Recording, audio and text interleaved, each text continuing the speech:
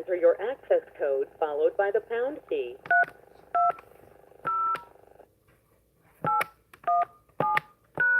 Please wait.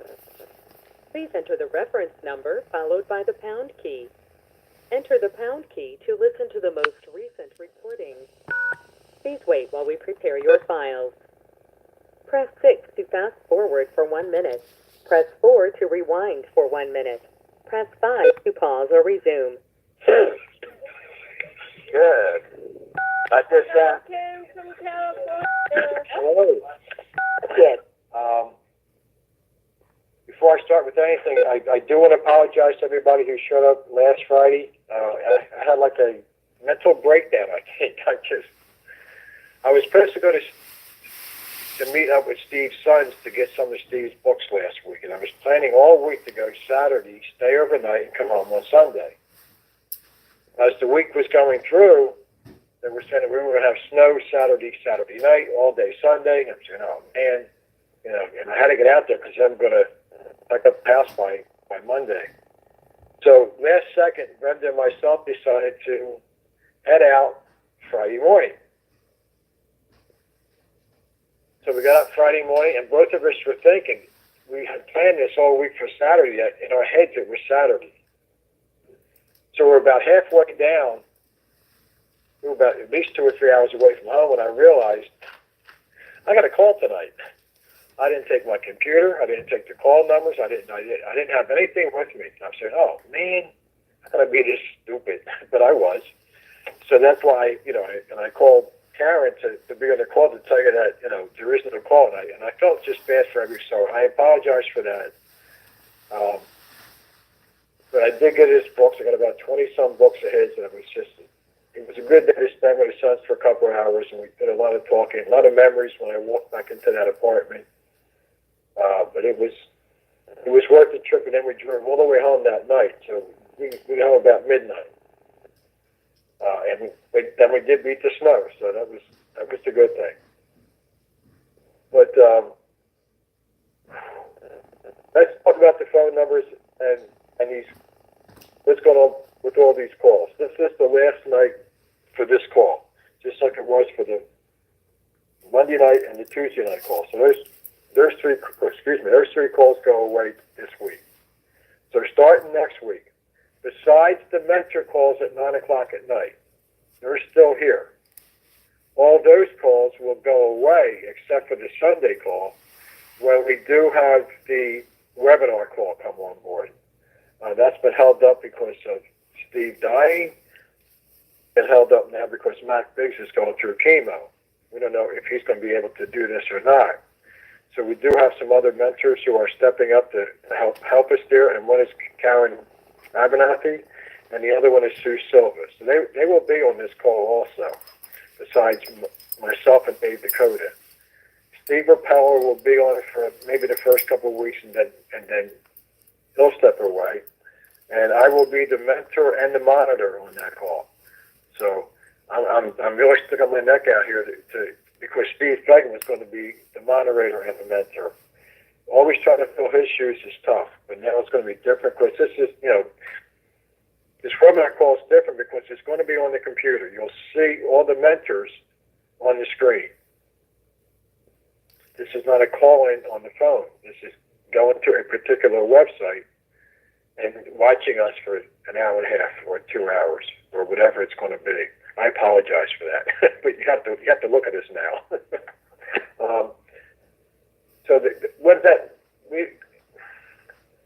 I'm not sure when that's going to start yet. Nobody really does. We do have our first practice round this Wednesday with the new mentors. That's going to be on this call. So I don't know. Maybe by March it will start because they haven't even mailed out yet. So it's still up in the air. So in the meantime, the mentor calls are still on at 9 o'clock, except for the Wednesday call, and that hasn't been around for a while. Now, once that goes away, the only four calls will remain. Elaine Bennett's call at 2 o'clock on Sunday afternoon, the living artist call. That stays. Mark wants that to stay.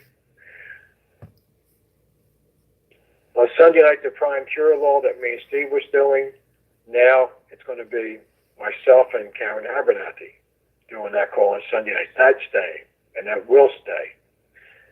And then the only other call next week will be on Thursday night, Frank R. Wallace call. And that call is staying. And that is myself with Juanita Heckel. So those calls are staying, and normally we don't give out the call numbers for the mentor calls, but Steve Rappella did say that we can have people switch to those calls until everything is settled down. So let me give you those phone numbers in case you don't have it for the Sunday call. Then that starts 2-1-4. Start moving forward on this. So I think it's going to be an exciting year here. It's going to be a little different without Steve Fagan around, but we have to move on, and that's what he will want us to do. I'm kind of rejuvenated here a lot. After I got over the shock of Steve not being here anymore, I just decided to myself, I'm going to do what Steve would always tell me to do, just take over, and that's what I did basically. And it was a big step for me. A little scary, but I really think I'm getting better with my presentations and my integrations, and I hope that I do that tonight because I'm coming at you a little different tonight. And it's nothing that's really in this book. But I figured this is the last call for this, and I don't know how much more freedom I'm going to have with doing certain things like I'm going to do tonight because we don't have as many calls now. Also, I do want to talk about the Reach Out program. I know I've been talking about this a lot, but it's paying off. I think right now we do have over 100 members already signed up on this new one. The old list had 590, but that took 3 years to get that many people, or 500, whatever it was. But that list got kind of stale. So even if you're on that old list, you must give me your email to get on the new one, because we are going to do some different things with the new one besides just have the list out there.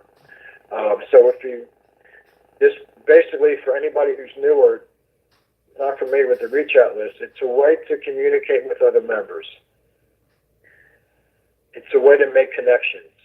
And it's very important here to do that. The more people that you can talk with each week, the better off that you'll be. You'll make some nice friendships here. Basically, I've made some forever friendships here, a lot more than I ever dreamed I ever would in my life, all because of NeoThink. So that's what this Reach Out program was basically for. That's why I started it up. Geez, it's got to be at least 3 years now almost. So if you want to get on that list, even if you're on the old one, you still need to call me. I just can't switch over because the whole point of this new list is to get people who want to start making connections. So it's all new, fresh names. So just email me. And the email is C as in Charlie, C Moore, M-O-O-R-E, options, O-P-T-I-O-N-S. So it's C Moore Options 68 at Gmail. C Moore Options 68 at gmail.com. And just give me your name, the state that you're in, your phone number, and your email. And I will have another list out next week. It's been keeping me a little busy here, but that's okay because once we get this up and running. And also, I'm not sure if we'll have something out next week, but by definite the following week. And I think we can get something out this week. We're also going to put out like a newsletter. And it only goes to the people on the Reach Out list. So it's another reason why you should be on this. But it's going to be different. If you want to give like a short presentation or something about something in these books, you can do that. I might put the healing list on that each week. Brenda is really putting a lot of work into this. So she's going to be kind of in charge with it, and she will get an email out to us. So that if you want to contact her by email, we'll have her own email just for this newsletter. So hopefully by Sunday maybe I will have that email to give out to you. And then we can start that. So, and I have some other ideas for this list also, but I don't want to do that now. It's just, let's get this going first. And then just real fast, I do want to mention the March 30th event that we're having. You know, it's a celebration workshop for Steve Fegan. I'm not going to go into it all that much right now, but it's March 30th. Setting up a foundation for under Steve's name. So part of the cost of going there, $100 that all we are charging for this is $100 for the day, and some of that money will go towards this foundation. It's going to be a really good day to talk about Steve in the morning, and then mainly in the afternoon. He lived this neothink life, so we're going to talk about really what is a neothink life. How do you get it? How do you keep it? What do you have to do? And it's going to be very open-ended. So we're just going to roll up our sleeves and have a workshop all afternoon.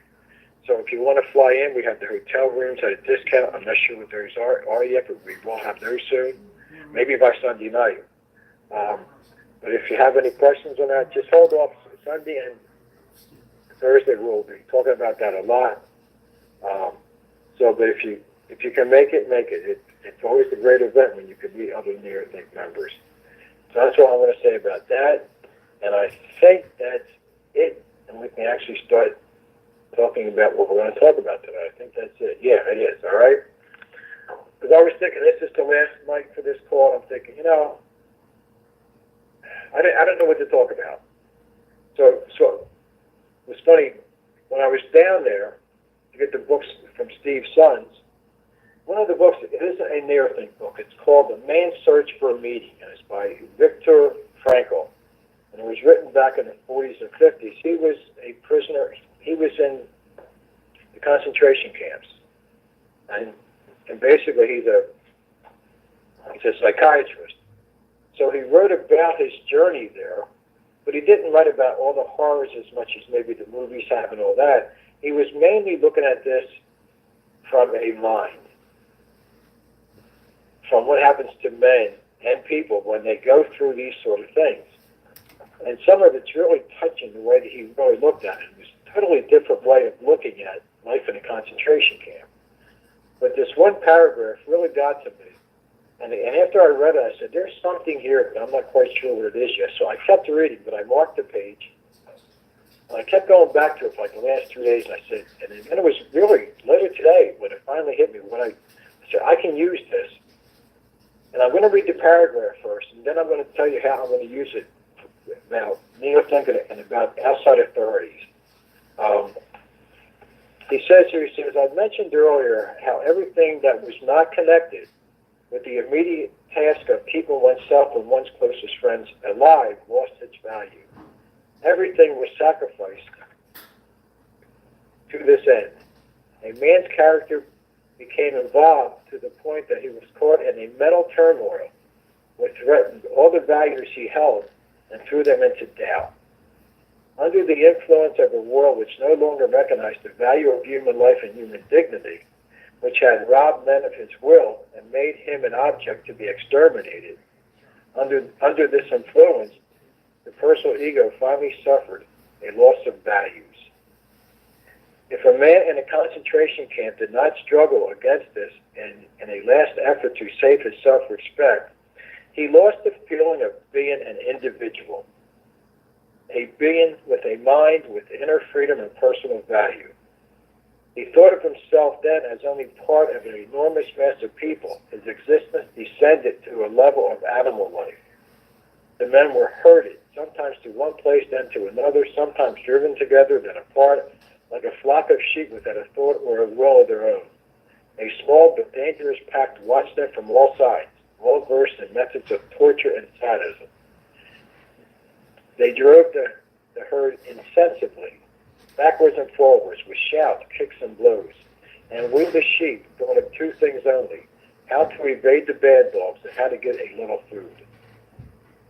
And what really got me here, besides that whole paragraph, when he says, if a man is in a concentration camp does not struggle against this in a last effort to save his self-respect, he lost the feeling of being an individual. And that, when he says that, I stopped right there. I said, I can't imagine, and I don't think most of us can, because we're in NeoThink. We all felt more of an individual before we even came to NeoThink. than most people out there, because most people don't think that there really are. I mean, so some of these people don't even have a clue that they're an individual. I can't imagine one day I'm not considering myself an individual. I just think that's the most awful thing that could happen to you. Now, the reason I'm bringing this up is let's look at this anti-civilization that we're living under, okay? They want to kill us.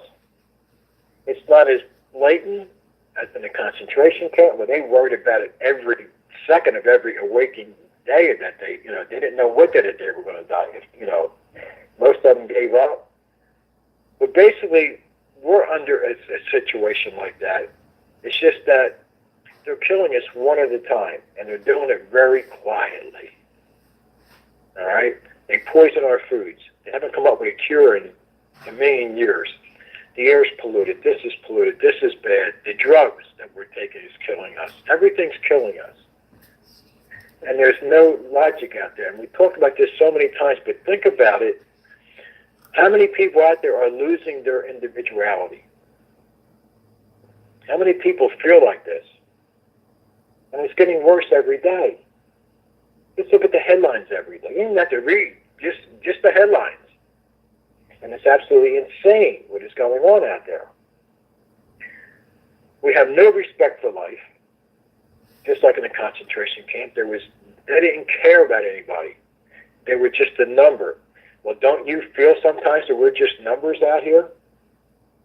All right? I was in the Navy for 2 years.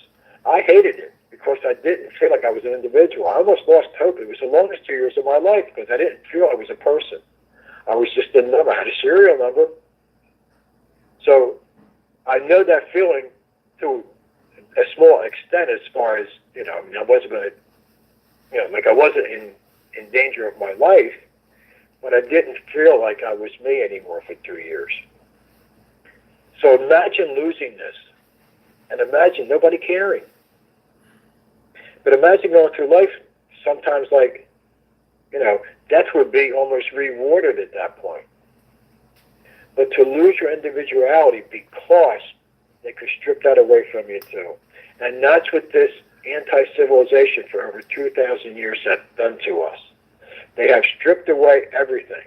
Our self-pride, our self-confidence, anything that we thought was good about us, they're trying to strip away.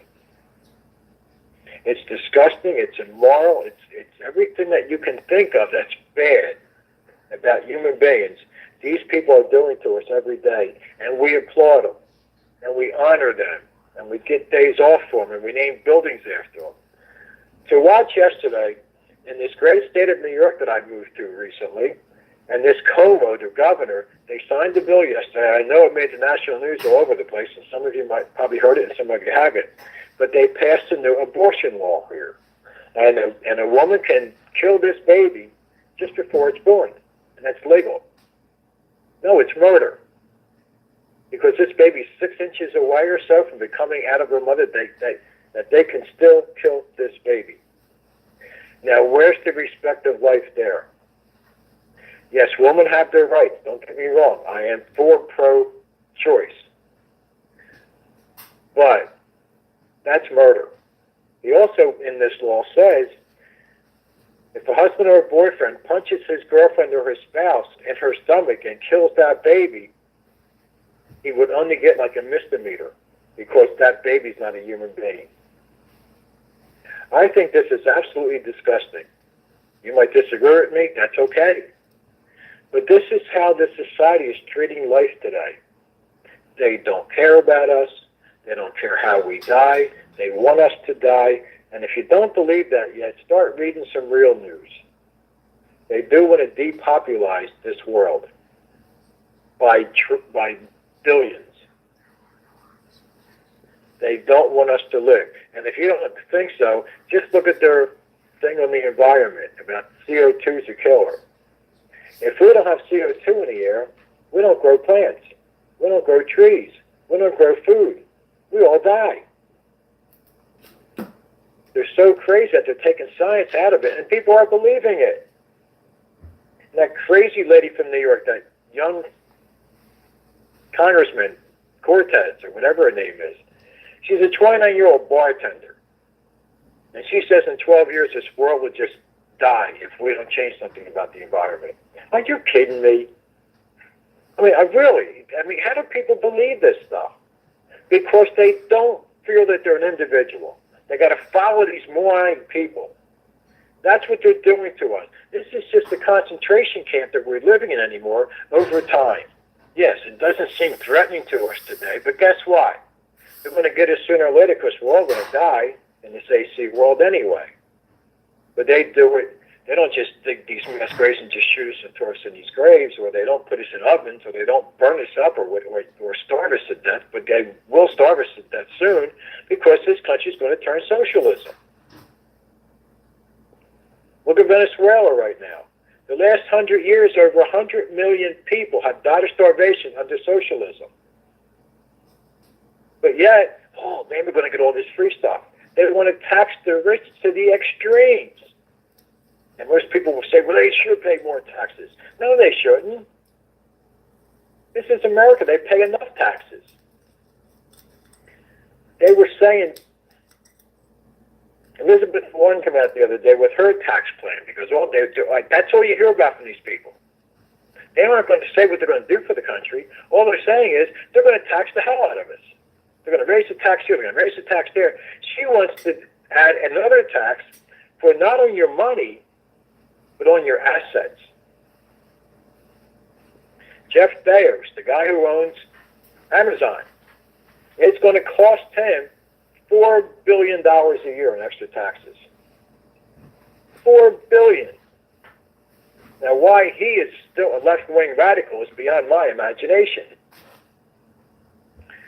If they take the richest, I think there's 174 billionaires just in this country.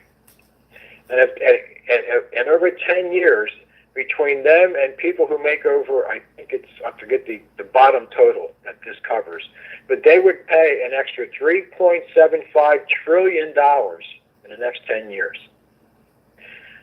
Think about how much money that is. In fact, it's beyond my comprehension to think of how much $3.75 trillion, okay? What that could do to help this world. How many jobs could they create? How many new ideas can come out? No, they're going to take this $3.75 trillion and throw it away and give stuff away for free. And people are going to be so happy because they have, I can go to college. They barely get out of high school, and I can go to college. And they'll go, and we'll pay for it, and they'll come out just as dumb as they are when they came out of high school. This is not right. This is a concentration camp. That's what this country's turning into. And there's so many more examples. I mean, every day you can see this stuff going on. So we have to wake up. We have to keep our individuality. We have to say to ourselves, nobody's going to stop me. I'm going to find my essence. I'm going to live my essence. I'm going to do everything I can to be independent, to be a self-leader, to be my own person. That's why we came here. Yes, we didn't come here to change the world, not any of us. I came here to help me. You came here to help you. It sounded good, man. This stuff sounds great. Maybe I can finally change what I'm trying to change. But then as you start moving through this process, you start realizing this is more than just about you now. And you want to take that responsibility on. I never came here to change the world. I never thought I'd be talking about changing the world. I never thought I'd be doing these calls when I didn't know any of this 10 years ago. But you want to take on the responsibility because now you can see the evil out there. And you can see how they can't put anything past you anymore. You see through the illusions. It's like you got these Superman eyes and you can see through walls. They have nothing. They can't stand on anything. And we have the kryptonite, honesty, ask questions, and they fall apart. But nobody asks those questions because they're all a bunch of lies. They lie about everything. They wouldn't know the truth if it smacked them in the face. But yet, we sit here and we believe them, and we vote for them, and we praise them. When he signed that bill yesterday, Como, on the abortion, it was disgusting. They're clapping and cheering, and I'm thinking, What is wrong with these people? They just signed a piece of paper that they can kill these innocent babies. A 9-month-old, don't tell me that baby's not a human at that point. Don't even try it. That baby's ready to come out, and they still have the right to stop it. That's disgusting. But that's what's going on. And these people are applauding it. And all these women are standing up. Yes, women's rights, women's rights. How dare you say that? How about the baby's rights? They don't care. Because they want to depopulize this world. The abortion rate in this country is out of control. Because that's what they want to do. In Africa, they're giving all of these women these abortion pills and sterilization without them even knowing it to stop the population. Nothing makes sense here. You're not allowed to think for yourself. You're not allowed to want things. You have to sacrifice. You have to do all these things for us, basically for them, so that they can kill us. And then after they kill us, then they still take our taxes. With this death tax, I mean, they don't stop asking for money. Asking, they just take. If you think socialism is the way to go, I don't know what the hell you're thinking about. I don't think anybody on this call really thinks that, but yet I don't know. It's never worked anywhere it's been, ever, because it can't. 15 years ago, Venezuela was in the top 10 for the best countries in the world. In the world. And where are they now? People are starving to death down there right now. Because one of the first things that the government does under socialism, they take over the food supply. Every part of it. And for years, they had food sitting in warehouses, and it was all going rotten because they didn't know how to distribute it, and all these people started dying because they had no food. All because they have power. They have this power which ruins men's minds. We want our power. That's what Neil thinks about. It's for us to have our power that we have and to keep it for ourselves, not to influence other people, not to use it over other people, but to help us move forward. To help us come up with, to be creative, to make money, to run an honest business, to become wealthy, to enjoy life, be happy. All those things are available to us for every person on this planet. And all they want to do is kill us, just like in a concentration camp. I knew there was something there when I was reading that, and then when he said, when men start to lose their individual, that to me is that's like the worst crime without killing somebody. It's stripping a man of his pride, taking his essence right out of him, taking his soul basically out of him, beating him down that much. I mean, if you just think about it, imagine, but that's what they're doing to us, but on a slower scale. But they're speeding it up now, and they're speeding it up, and they're making it worse for us every day. Microsoft just joined the other evils out there, Amazon and Facebook and Yahoo and Google. They will not print anything about Monsanto, about GMOs, if it's bad news. They are taking over the internet. We are going to have an internet like China. It's all state controlled. That is basically, they're technically speaking, these corporations are basically committing treason because they're holding back. Freedom of the press really means nothing anymore because they don't print anything but their goals and their objectives, which is all controlled by the deep state and the elite of this world. So now, it's going to be harder and harder and harder for us to find the truth. You've got to go out there and find the websites that has their own sites. And then when you start to read their sites, and then you read all the backup to show you that this is what's really happening. and this is why they're writing this article. You can't find that on these sites. They just don't put it out there. It's disgusting how this is all going. So we keep on eating this poison food. You know, soon we'll be growing a third arm or something. Who the hell knows? But it's going to kill us all.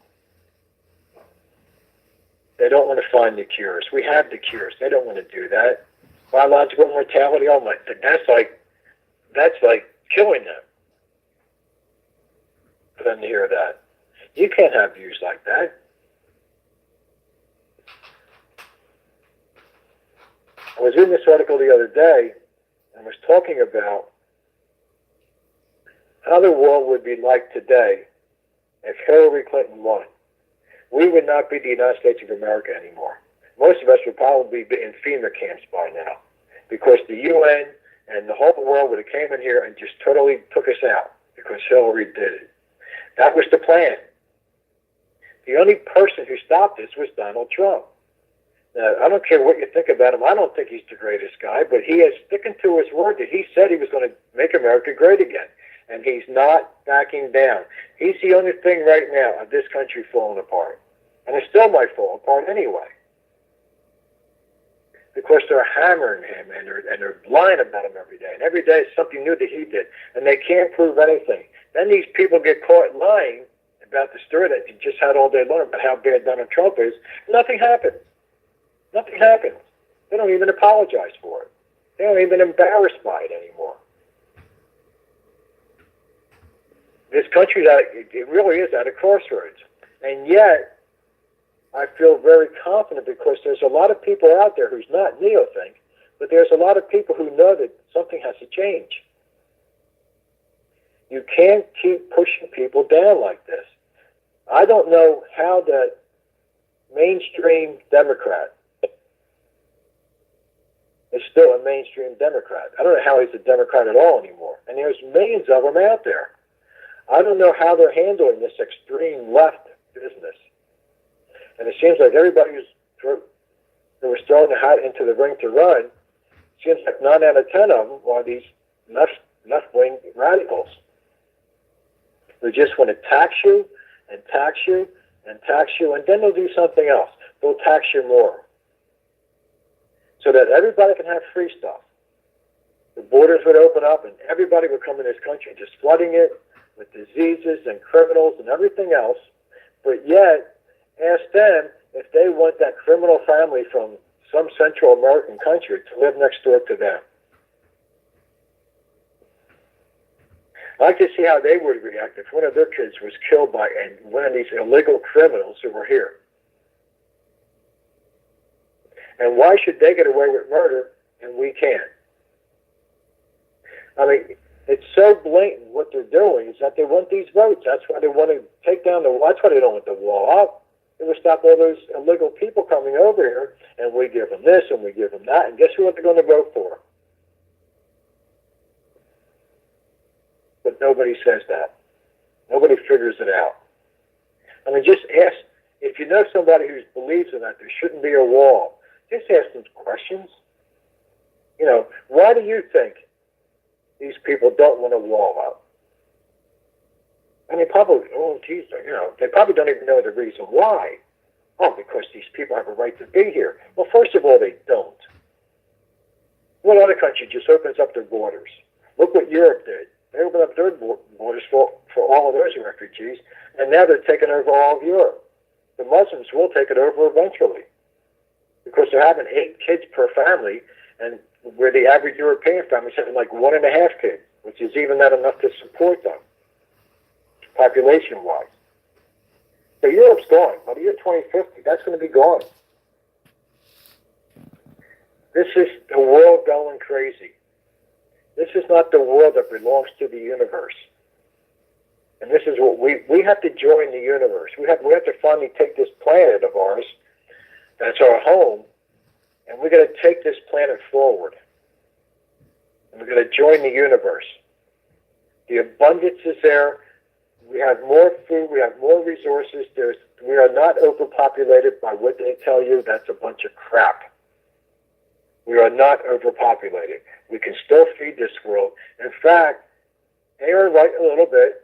The temperature of this world is getting a little hotter.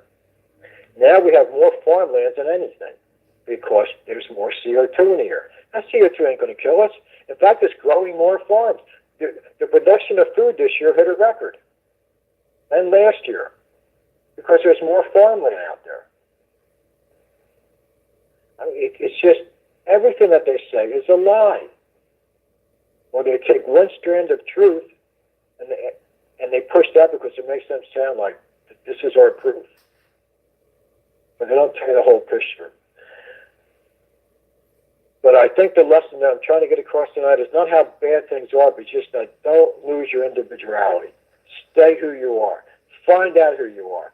I don't care if it takes you 10 years. Find your fighting essence and live it. And stand up and say, you know, I'm going to live my life the way I want to live it. I'm going to be my own self-leader, and I'm going to do this. Don't let the bastards win. I am not going to my grave not knowing who I am. I am not going to the grave without leaving some kind of mark that Charlie Moore was here, that at least he tried to move this forward. Steve Fagan died that way. He died and he left his mark on this society. We will always be here because he cared for us to move forward. And I'm picking up his torch, and I feel honored and blessed that I can do that. And I want to take this forward. This is our year to finally stand up and say, you know, I might not go out there and make $1 million. And again, there's a lot of people here who are older. I'm not going to start a business. That's fine. But find your essence. Find who you are. Live your life like a business. That's what you can do. If people come here and they see people are at least living their lives, they know what they want to do.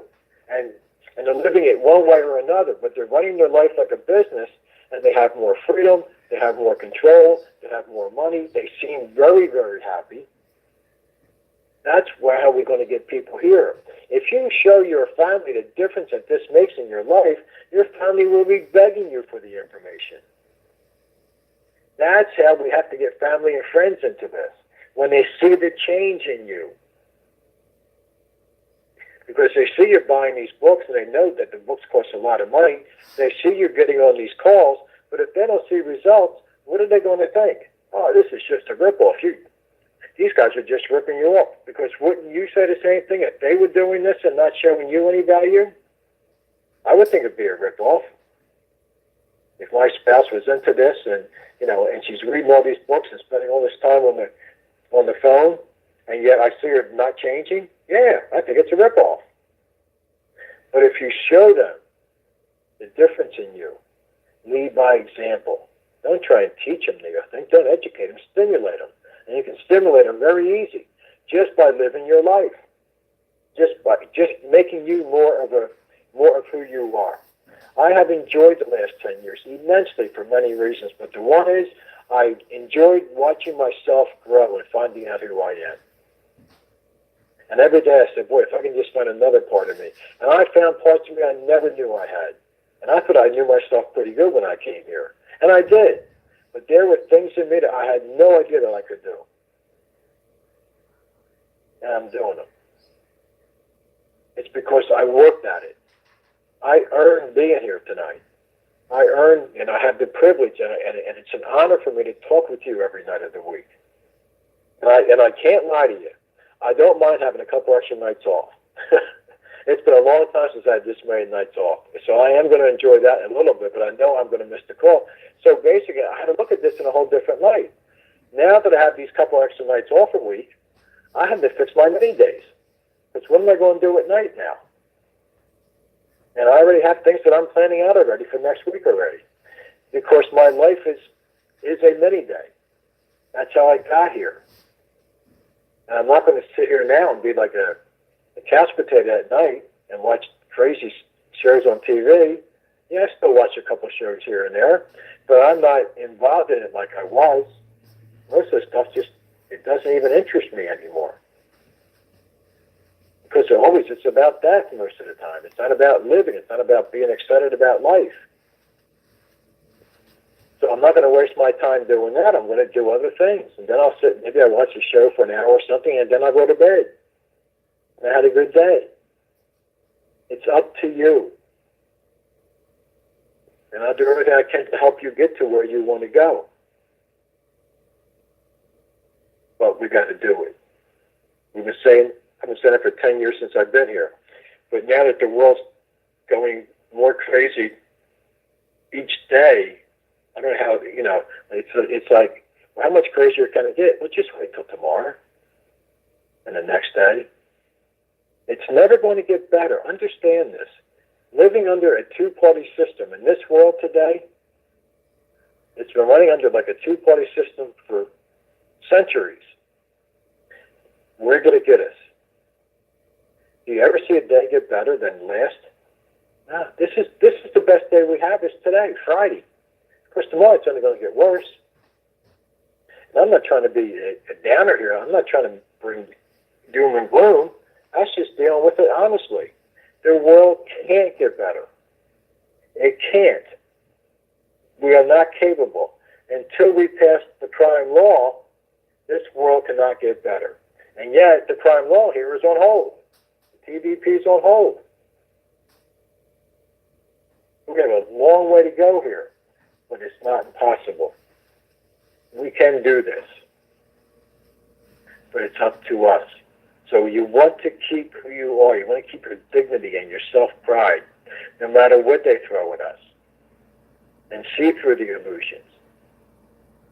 And don't watch the news all the time. Just see the headlines and say, that's enough for me. Because we can't change what's going on today, but we can change who we are today. And then if we get enough of us, we can start making some strides here. And we can start, and then we have a little bigger of a voice. And then we just keep going from there. But we have to do this as a unit, but yet it's up to the individual to make that unit stronger. Don't wait for me to be stronger. Don't wait for somebody else that you know in this society to be stronger. You be the strong one. And we can all do this together, but, I've always said that near-think is a very private thing to go through. But it's also very public. It really is. Because we tell our stories here. And what I'd like to hear in these 2 calls that we have left for now, and and going into this year, by the end of this year, I want to hear a lot of people calling on these calls and say things like, I had this big breakthrough today, or I found my essence, or I opened up my own business. I never could I do this. This is great. That's what we need to start to hear. How this is changing your life. I don't care if you're 110 years old. If you had a breakthrough, a major breakthrough for yourself, get on these calls and talk about it. I'll find room for you. Or we can get you on that newsletter that I was talking about, and you can tell your story on there. I would love to have just a column in there for like breakthroughs, or people finding their essence, people celebrating that they move forward. Let's start sharing those stories. Because if you work this the way that you should work this, you should be making at least one baby step a day. Because most of the progress that we make in life is small progress. We don't make these real big breakthroughs that often. Yeah, once in a while you do one that's maybe 3 or 4 steps. Whoa, that's a big one. But usually it's a very small progress because we're living in this anti-civilization. That's why it's so hard for us to keep moving like this, because everybody's a zombie out there to this anti-civilization. They don't know it. But they all have lost their identity. On a whole, no, you can't do that. I got to worry about paying the bills here. I got to worry about feeding my family. I have to go to this job that I hate, but I have to do it. They were talking up here on the radio today because I had to go to a doctor's appointment this morning. It was a long ride, and this guy's talking about all the things that happened like in this area in the past week. And I sat there, and Brenda was with me, and I said to her, you know what that is? I know, yeah, it's a burden of life. It's causing these people to go crazy. If it stays like this, it's going to happen. These people will start hitting the streets soon. They'll start to riot. Because when people lose hope and they feel that they have nothing else left to lose is when they'll take to the streets. And that's a scary thought. But yet, can you blame them in a way? Because they're promised this, they're promised that, but all we do is pay taxes. All they do is promise things, and nobody gets it. Because they're taking all the damn money. These people are filthy rich. They make $150,000 a year, and they retired as almost billionaires, it seems like. And nobody questions this?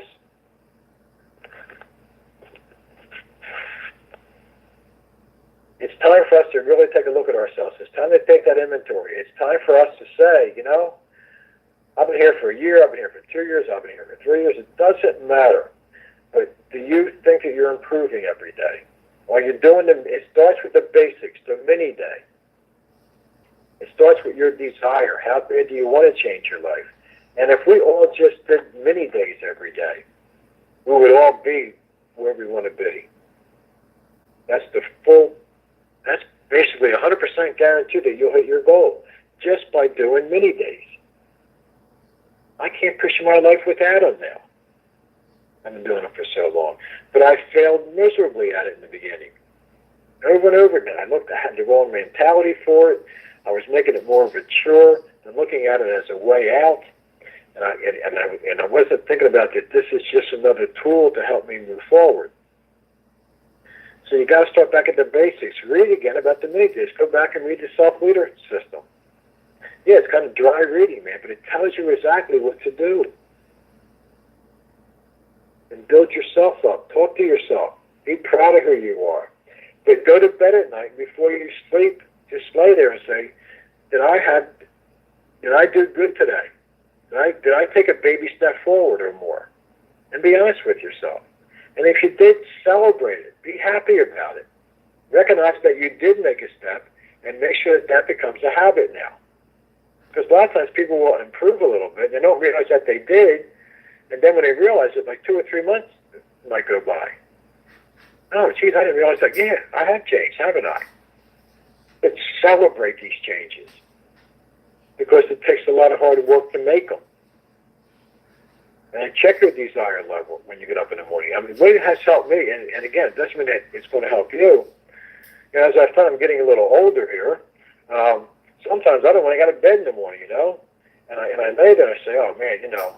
Then I say, you know, but then I instantly go to my child of the past. And that's what helps me get moving here. And I'll, you know, and then as that child, that 4, 5, 6, 7-year-old, and when I was that age, I was very curious. I wanted to learn everything. And that gets me in the mood. To get up out of bed, and I said to myself, what am I going to learn new today? That's my goal every day, is to learn at least one thing new. And I'm not talking about bad politicians or something. I'm talking about something productive, something creative, some knowledge that's good knowledge. And if I don't have it by the end of the day, I'm on the internet. I'm somewhere to look and find that I want to learn something new, and then I get excited all over again. That's one way to get through the day. Just make that your first me day. I want to learn some good knowledge today. Read these books for an hour. And then after you're done reading, ask yourself, what did I just learn? There's all different simple ways of doing that to make sure that you learn some good knowledge today. It's exciting. Go back in that child of the past and do that. All these things, all these little things add up, all these little puzzle pieces. But I sat here today and I said, I know I have something here with this, at this concentration camp and people losing their identity. I mean, that's just awful. I can't imagine a life like that. I don't know how these people survived, but they did, a lot of them. But let's not go there. Let's not lose our identity. Let's get it back. That's what we must do. We must get it back. It's up to us to do that. I can help you, but the mentors here can help you, or somebody on the phone that you talk to through the Reach Out program. We can all understand because we're all in the same boat. But it's like when somebody hires me for their life coach, I congratulate them because it was a big step for them. Then I tell them, I say, you know what? I'd rather have my job than yours. And they said, what do you mean? I said, I'm going to give you homework to do. You got to bust your tail here. I said, I don't have to do that. I'm going to be giving you stuff that's going to bust your tail, but you're going to do all the work. Because I was talking to somebody the other day who I just started coaching, and he's asking me some questions. I said, you got to find that out. You got to go out there and be that project curiosity and find out how this business works. You know, and find out this and that. I can't do that for you. Then you're losing about being a self-leader. And then he started to understand why I couldn't help him with that. I told him, like, some of the sites maybe to go, you know, I can guide you to certain things, but you got to do that work. And he wanted me to do all the work. I said, no, I'm not doing that. You have to do that. So you have to do all this work. But it's worth it. You'll go crazy when you start to break through here and they say, wow, this is really cool. I got to stop here because it is getting late. I thank you for coming to this call every week for the last couple of years, or well over a year. It's been fun to do this call. Steve always loved this call on Friday nights, but it's over for now. Who knows? It could be back in the future. I don't know, but we will have more calls. So I want to thank everybody for being here. Again, I apologize for last week because I really did want to come on. But I'll say good night. I'll see you on the Monday and Thursday calls.